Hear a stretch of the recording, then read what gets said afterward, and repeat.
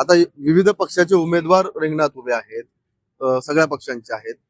यातलं तुम्हाला तुमचा भावी नगरसेवक जो कोणी व्हावा असं वाटतं त्या व्यक्तीचं पक्ष नाव काय? आमचं म्हणजे आम्ही सन्नीदादा निमन जे आहेत त्यांचं कार्य खूप मोठं आहे. कोणता पक्ष?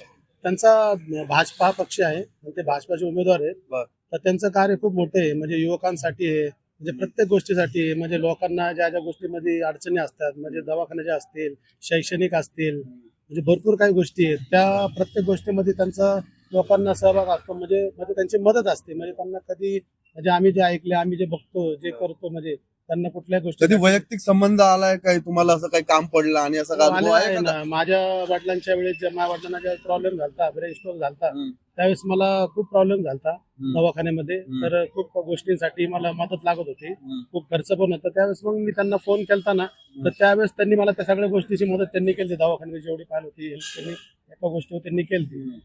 आणि ढोरे आणि निमन यांच्यामध्ये काय वाटते तुम्हाला? टक्कर होईल का कशी होईल का?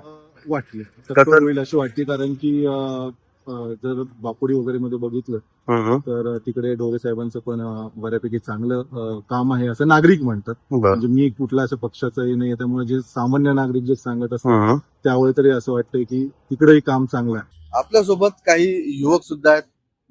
मतदान कार्ड आहे का? आहे की. किती वेळा केलंय मतदान? 2 वेळा. तू हो केलं. किती वेळा 2 केलं? वेळा. 2 वेळा केलं. कुठं कोणत्या निवडणुकीला गेलो होतो? महानगरपालिका, विधानसभा, विधानसभा. लोकसभा? विधानसभा. विधानसभेला गेलो होतो. काय पाहिलं होतं त्यावेळेस? व्यक्ती का पक्ष?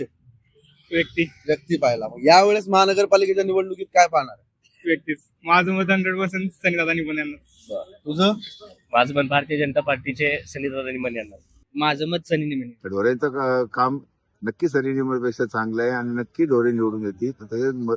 अर्चनाताई मधुकर मुसळे नक्की निवडून येतील याची मला खात्री आहे. या ठिकाणी तुम्हाला सांगतो 4च्या 4 सीट लागतील असं मला वाटतं. त्यातले हे 2 सीट ढोरे आणि अर्चनाताई मुसळे नक्की लागणार ही तुम्हाला खात्री आहे. तुमचं नाव सांगा आणि कधीपासून इथं राहतात ते सांगा. सर, माझं नाव सागर माळेकर आहे. मी बरं. जन्मापासूनच इकडेच राहणार आहे. बरं. म्हणजे माझं आता एक 34-35 काय समस्या आहेत तुमच्या परिसरातली?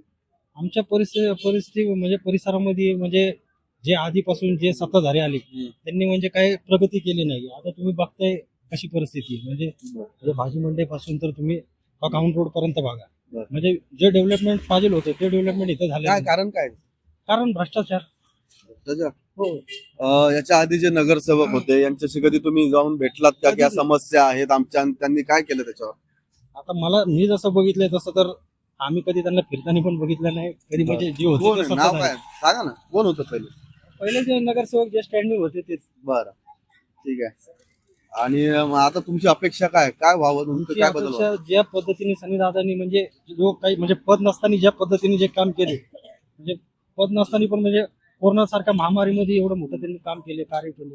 तर त्यामुळं त्यांना काय कोरोनात काय कार्य केलं? कोरोनामध्ये म्हणजे सगळं त्यांनी म्हणजे सोसायटी असेल, स्लम भाग असेल, तिथं म्हणजे स्वतः जाऊन स्वतः त्यांची टीम घेऊन त्यांनी फवारणी असेल वगैरे सोसायटीमध्ये जाऊन ते कामं केलं. परत ते सनीज वर्ल्डमध्ये एक मोठं पोलीस प्रशस्त म्हणजे असं अत्याधुनिक असं त्यांनी केलं ते सनीज वर्ल्ड.